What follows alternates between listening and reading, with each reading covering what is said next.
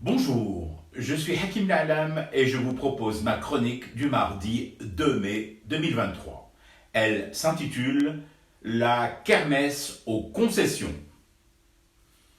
Annoncé la veille de la fête du travail et à l'issue d'un conseil des ministres, le rajout d'un jour férié pour les deux Eid, 3 au lieu de 2 actuellement.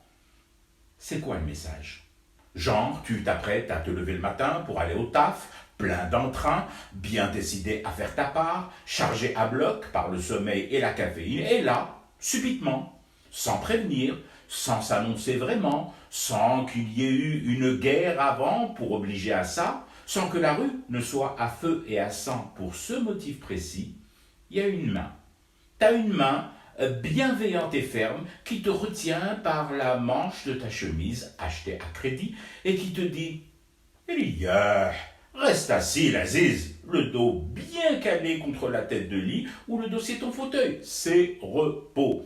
C'est tout nouveau, tout frais, ça vient de sortir de la fabrique du dimanche, Mnandna. Cadeau. C'est ça.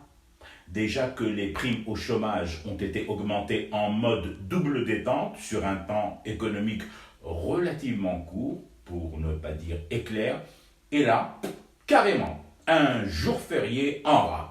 Waouh! C'est ambiance, travail intense en ce moment chez moi, on dit. On sent l'envie de détendre l'atmosphère à tout prix. Quoi qu'il en coûte, aurait dit l'autre gamin. En plus, comme j'ai cette fâcheuse tendance à tout mixer, je mixe ce jour férié Banks, fisabilillah, au forcing ces derniers jours sur la finance islamique, les prêts halal et autres facilités à emprunter aux banques pour se rendre à la Mecque. Je me dis que les chats et les imams n'ont pas chômé ces derniers mois. Au moins, eux ont bossé dans ce décor généralisé de Club Med. Et nous y revoilà. Encore et encore. Pas un pas sans céder un bout de semelle au barbu. Avec, de bonne foi ou de manière feinte, cette idée derrière la tête de maintenir les équilibres, de contrôler les poils vapeurs, de les neutraliser. La belle affaire que celle-là.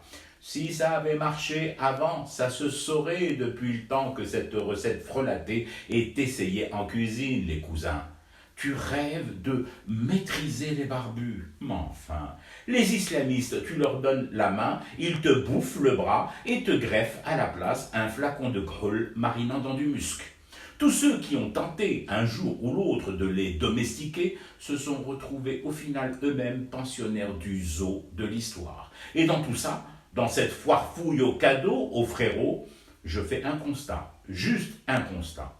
Cette autorité attendue, cette force tranquille espérée qui aurait dû assumer des choix tranchés, entre autres séparer enfin le chat de l'imam, dit plus crûment arrêter avec les amalgames entre politique et religion, gouvernance et agence de voyage spécialisée dans la Umrah et le Hajj, cette autorité-là, la Ralb, je ne la vois toujours pas.